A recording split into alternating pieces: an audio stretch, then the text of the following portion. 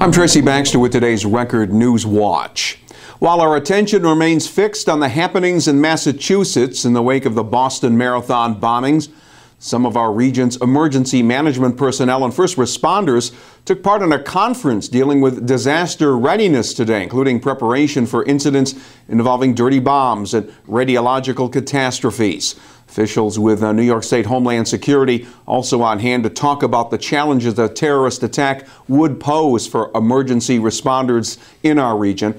Goals included better communication and information sharing among agencies responding to disasters, not unlike what has been faced this week in Boston. Reporter Jeremiah Horgan will have more on the conference, and keep clicking back here at Record Online to stay on top of developments in the Boston Marathon bombing case. Elsewhere, Liberty High School students facing criminal charges after a .32 caliber handgun was discovered in his school locker Thursday. The arrest of the 16-year-old came after the school's resource officer was told the student may have a gun. According to the Liberty School District website, the weapon was not used to threaten anyone, and no ammunition was found. The boy, who is not identified, has been charged with criminal possession of a weapon on school grounds. More than 300 parents and community residents showed up at last night's Newburgh School Board meeting, expecting to find out which of the district's elementary schools would be closed as part of the effort to reduce an $8.6 million budget gap. The parents of students attending Baumville, Valesgate, and Horizon schools will have to wait a while longer before hearing the board's decision. While the Newburgh School Board did cut more than $5 million from next year's budget, a move that included the elimination of about 20 jobs, District Superintendent Ralph Pizzo suggested the board hold off on a school closing decision until Monday, when the board will hold another meeting and then allow supporters of the schools to make their respective cases. The delay did not sit well with those in attendance last night, with some saying school trustees should have come prepared to reach a decision and not hold people in suspense.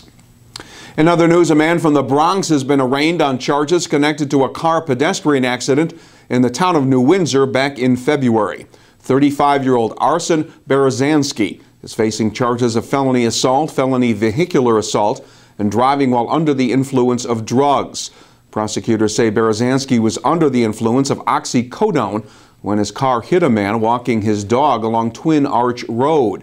The 47-year-old victim suffered 12 broken ribs and 2 broken vertebrae and spent about a month at Westchester Medical Center.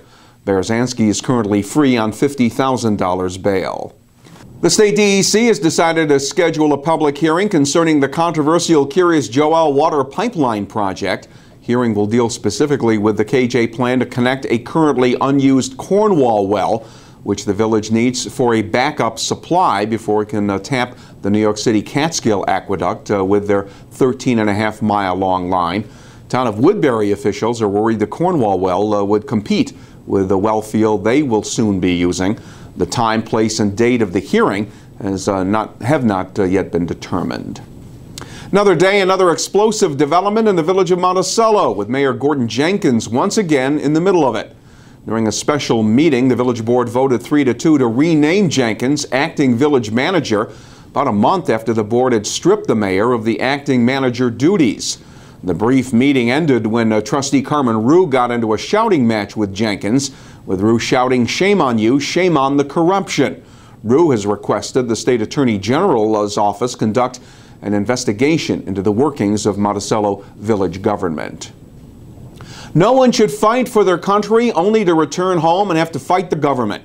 Those words from freshman Hudson Valley Congressman Sean Patrick Maloney. This morning, he was the speaker at a meeting of the Orange County Chamber of Commerce. Maloney currently pushing for passage of his Disabled Veterans Red Tape Reduction Act, designed to help reduce the Veterans Administration backlog of disability claims. Maloney told his audience that thousands of veterans in New York State, including many here in the Hudson Valley, now wait an average of 400 days to have their disability claims processed. Maloney's bill would allow veterans to go to doctors outside the VA system to get their claims processed. And this was the scene at Stewart Airport June 9th of last year, as 88 World War II veterans took a trip free of charge to the World War II Memorial in Washington, D.C. courtesy of the Honor Flight Network, the organization that fundraises to give our WW2 vets the chance to see the memorial that was not built until 2004.